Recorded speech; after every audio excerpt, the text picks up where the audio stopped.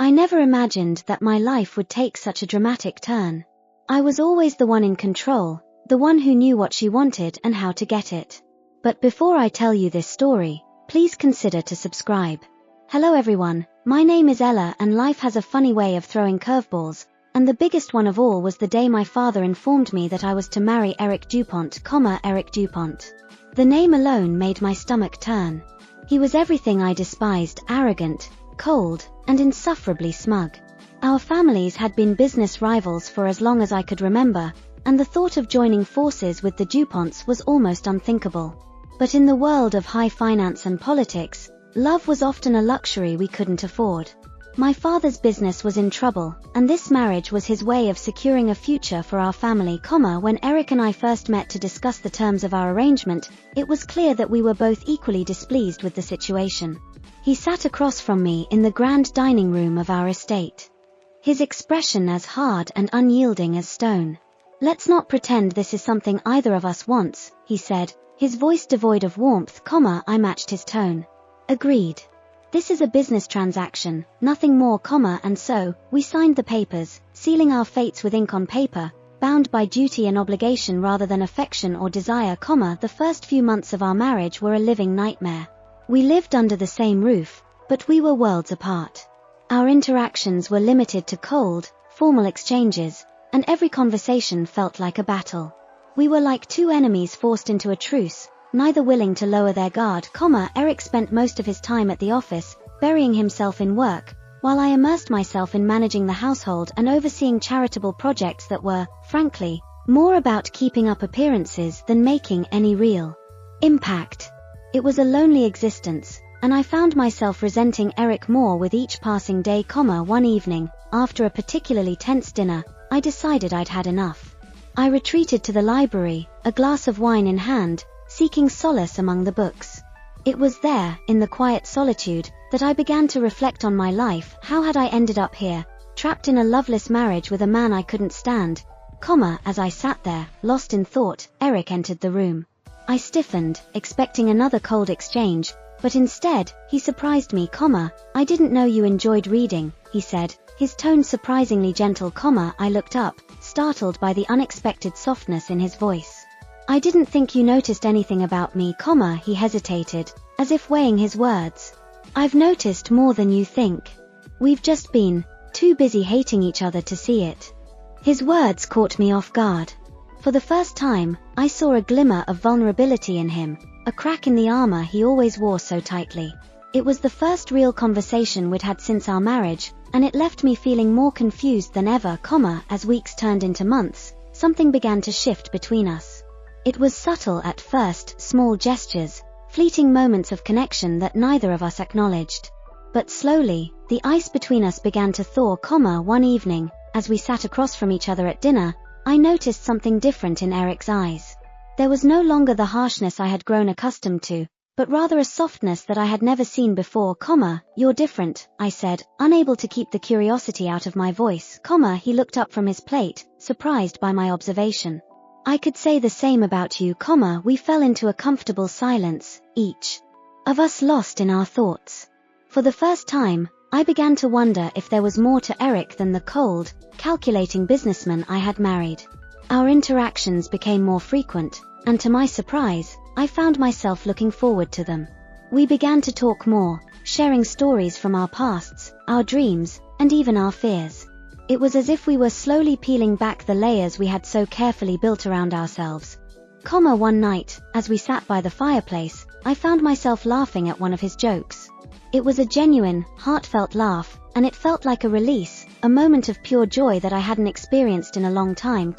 "I never thought I'd see the day when you'd laugh at something I said," Eric remarked, a smile playing on his lips. "Neither did I admitted, still smiling. But maybe we've both been wrong about each other." He looked at me, and for the first time, I saw something more than just an arranged partner in his eyes. There was warmth, and perhaps even a hint of affection. It was a moment that changed everything, a turning point in our relationship that neither of us could ignore. Just as I began to believe that our marriage might actually have a chance, everything came crashing down. It started with a phone call, a voice from the past that sent shivers down my spine, I was in the middle of organizing a charity event when my phone rang.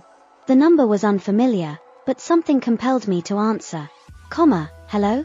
I said cautiously, Clara, it's been a long time, the voice on the other end replied, sending a chill through me, it was Julian. My heart skipped a beat as memories of our past flooded back. Julian had been my first love, the one who had taught me what it meant to truly feel. But our relationship had ended in heartbreak, and I had buried those memories deep, never expecting to hear from him again. What do you want? I asked, trying to keep my voice steady. I'm back in town, and I need to see you, he said, his tone leaving no room for argument. Panic surged through me. What could he possibly want after all these years? And why now, when I was finally starting to find some semblance of happiness in my marriage? Reluctantly, I agreed to meet him, hoping to put the past to rest once and for all. But when I saw him, all the old feelings came rushing back. He was just as I remembered, handsome, charming, and dangerously irresistible. We met in a quiet cafe, away from prying eyes. The moment I saw him, my resolve began to crumble. I've missed you, Clara, he said, his voice smooth and intoxicating. I struggled to maintain my composure. Julian, why are you here? What do you want from me? He leaned in closer, his gaze intense. I never stopped loving you, Clara. I made a mistake letting you go, and I want you back, his words sent my world into a tailspin. Just as I was beginning to develop real feelings for Eric, here was Julian, the man I had once loved with all my heart, asking me to leave it all behind. I left the cafe that day in a daze, my mind racing with conflicting emotions. How could Julian just walk back into my life and expect me to forget everything that had happened? And yet, part of me couldn't deny the lingering feelings I had for him. Back at home, Eric noticed something was off. He had become attuned to my moods in a way that surprised me. Is everything okay? He asked, his brow furrowed with concern. I hesitated, unsure of how much to tell him. But the guilt gnawed at me, and I couldn't keep it to myself any longer. I ran into someone today, I admitted, avoiding his gaze. Someone from my past, Eric's expression darkened. Who? Julian, I whispered, the name feeling foreign on my tongue after so many years. For a moment, Eric said nothing, his jaw clenched in anger. What does he want? I looked up, meeting his eyes. He says he wants me back, Eric's face hardened, and for the first time, I saw real emotion in his eyes, fear, anger, and something else I couldn't quite identify. What did you say? He asked, his voice strained. I told him I needed time to think, I confessed, feeling a pang of guilt at the admission. Eric stood abruptly, his chair scraping against the floor. Time to think? About what, Clara? About whether you want to stay in this marriage or run off with your old lover. His words cut deep, and I felt tears welling up in my eyes. Eric, it's not like that. I don't know what to do, he stared at me for a long moment, his expression unreadable. Then, without another word, he turned and walked out of the room, leaving me standing there, feeling more alone than ever. The days that followed were some of the most difficult of my life. Eric and I barely spoke, the tension between us growing thicker with each passing day. I couldn't shake the guilt that gnawed at me, nor could I stop thinking about Julian. Then, one evening, everything changed. I was in the study, going through some old documents, when I came across something that made my blood run cold.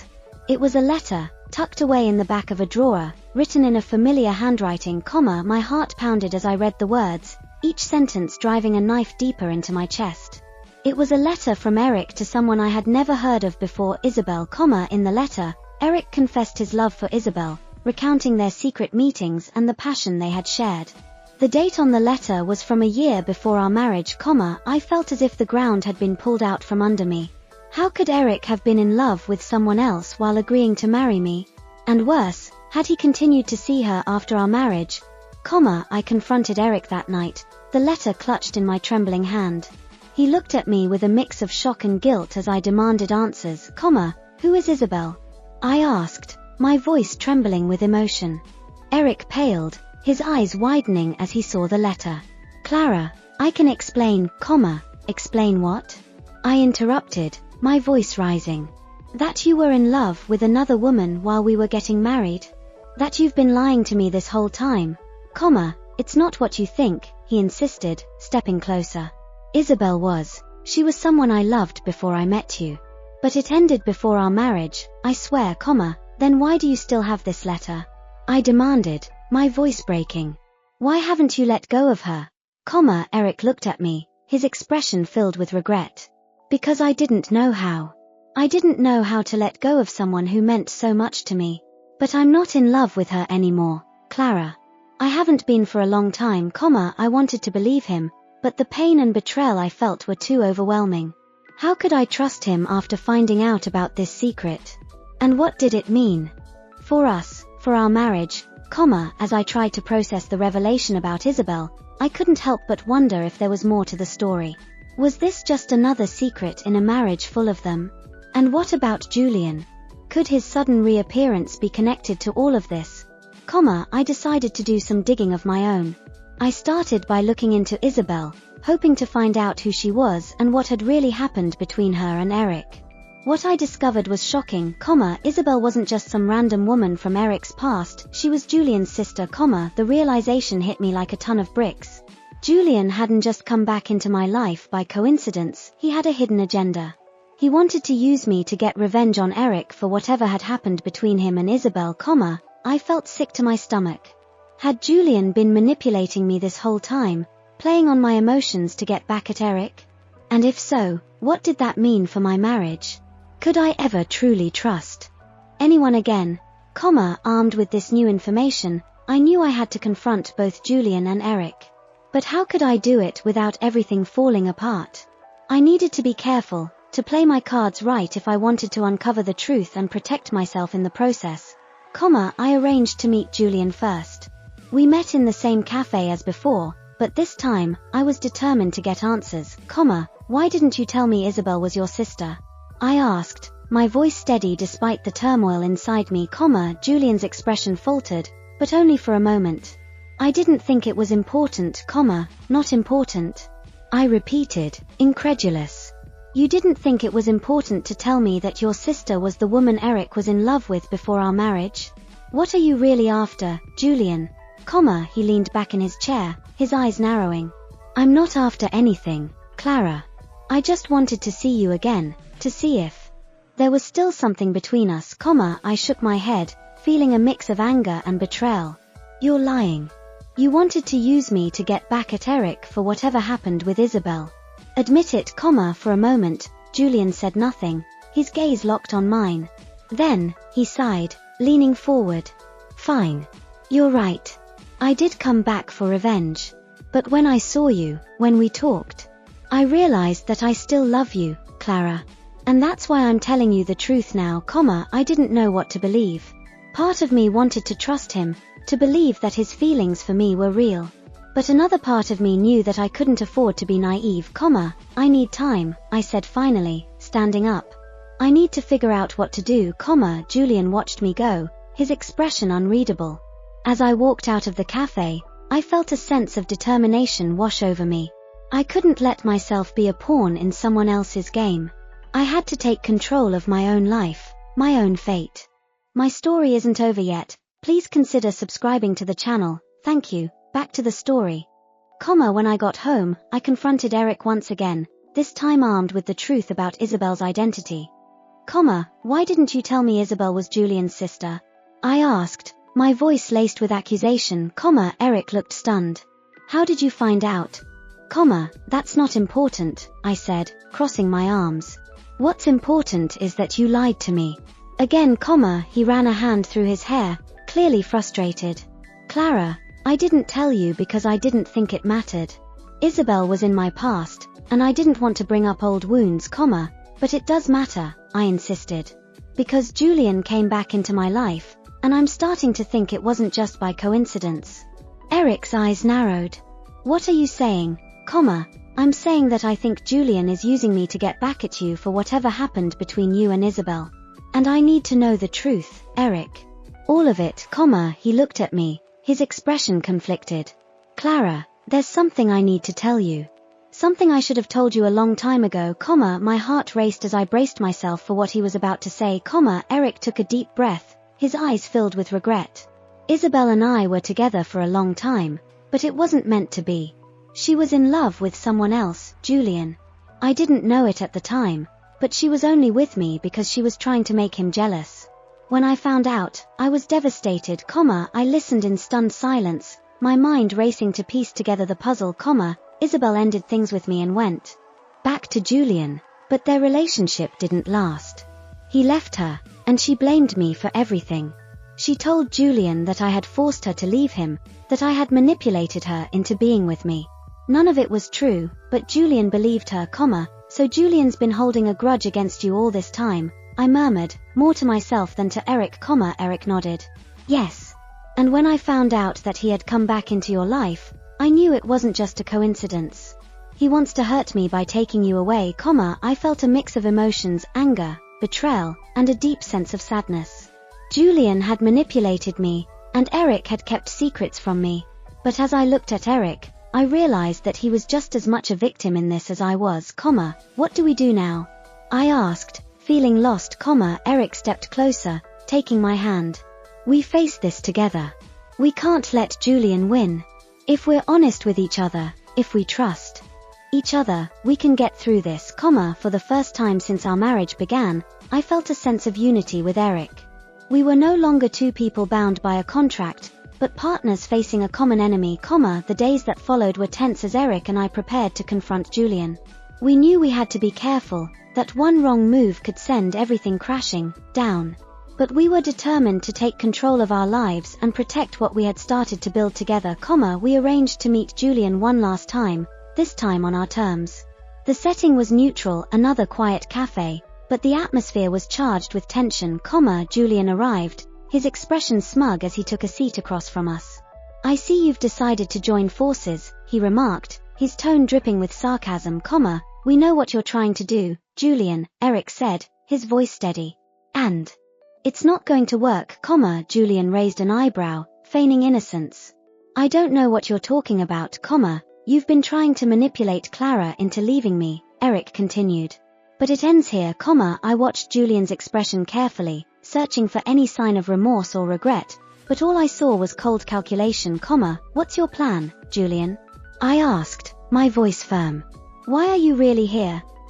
Julian leaned back in his chair, a smirk playing on his lips. Isn't it obvious? I came back to get what was taken from me. I came back to reclaim what was mine, Clara was never yours, Eric interjected, his voice rising in anger. And she never will be, Julian's eyes narrowed, and for a moment, I saw a flash of something darker in his gaze. We'll see about that.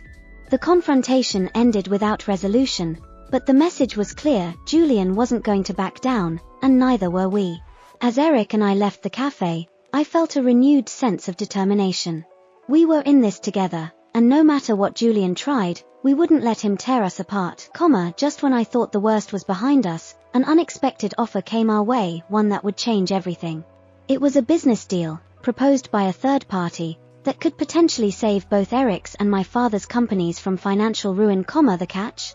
It required all three families, mine, Eric's, and Julian's, to collaborate, at first, the idea seemed ludicrous. How could we possibly work with Julian after everything that had happened?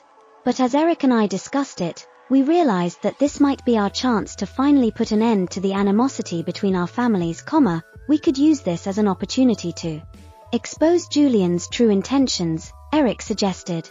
If we bring everything out into the open, maybe we can turn the tables on him, I hesitated, unsure if I was ready to take such a risk.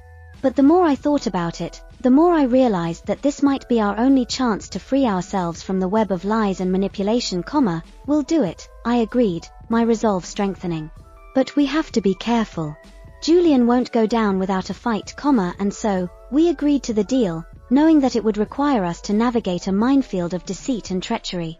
But for the first time, I felt like we were in control, that we had the power to shape our own destiny, the day of the deal arrived, and the tension in the air was palpable. We met at a luxurious boardroom, the three families represented by their respective heads, my father, Eric, and Julian, as the negotiations began, I could feel the undercurrents of hostility and mistrust. But Eric and I were ready. We had prepared meticulously, ensuring that every detail was accounted for, every possible outcome anticipated. Julian, however, was unpredictable.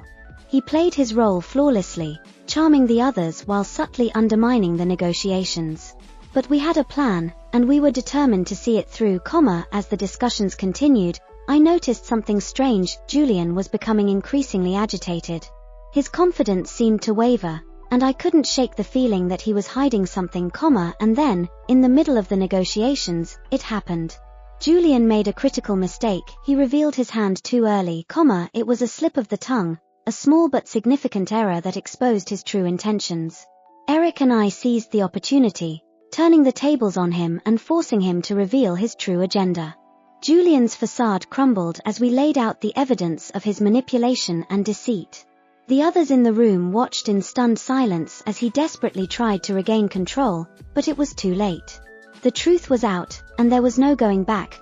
In the end, the deal was struck, but not on Julian's terms. He was left with nothing, his plans foiled, his reputation in tatters. And as he stormed out of the room, I felt a sense of closure, a sense of victory that I hadn't felt in a long time. The fallout from the confrontation with Julian was swift and brutal. His reputation was ruined, and his influence in the business world diminished overnight. But more importantly, the ordeal had brought Eric and me closer together than ever before.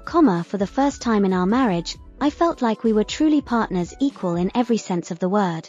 The animosity that had once defined our relationship was gone, replaced by mutual respect and a deep, abiding affection. We spent the next few months rebuilding our lives, focusing on our companies and on each other. The scars from the past were still there, but they no longer defined us. We had faced our demons and emerged stronger for it. And as I looked at Eric one evening, as we sat together on the terrace, I realized something profound. I was no longer in a marriage of convenience. I was in a marriage of love. Life moved on, but the events of the past year had left their mark on us. Julian had disappeared from our lives, but the shadow he had cast still lingered. We knew that we had won the battle, but the war was far from over. Then, one day, something unexpected happened. Eric received a letter, an invitation to a business conference in a distant city. The letter was signed by none other than Julian. Eric and I exchanged worried glances. We knew that this could only mean one thing: Julian wasn't done with us yet. Despite our reservations, we decided to attend the conference. We couldn't afford to ignore this invitation, not when it could mean the difference between peace and renewed conflict. The conference was held in a grand hotel, filled with some of the most powerful people in the world. But as we arrived, I couldn't shake the feeling that we were walking into a trap. The first day of the conference passed uneventfully, but on the second day, everything changed. Julian made his move, using the conference as a platform to launch a public attack on Eric and me. He accused us of everything, from corporate espionage to personal betrayal. It was a calculated move, designed to undermine our credibility and turn the business world against us. But this time, we were ready. We had anticipated his attack and had gathered evidence to refute his claims. As Julian's accusations rang out, we calmly presented our case, exposing his lies for all to see. The audience was shocked, but it was clear who the real culprit was. Julian's plan had backfired spectacularly, leaving him humiliated and defeated once again. As the conference ended, I felt a sense of relief wash over me. Julian's last-ditch effort to destroy us had failed, and this time, there would be no coming back for him. With Julian finally out of the picture, Eric and I were free to start anew. Our marriage, once a cold and distant arrangement, had blossomed into something real and lasting. We had faced countless challenges, but through it all, we had found each other. As we looked to the future, I felt a sense of hope and excitement that I hadn't felt in years. We had been through so much, but we had emerged stronger, more united, and more in love than ever. And as we stood together, hand in hand, I knew that whatever came next, we would face it together, partners in life, in love, and in everything else. Before you leave, remember to subscribe.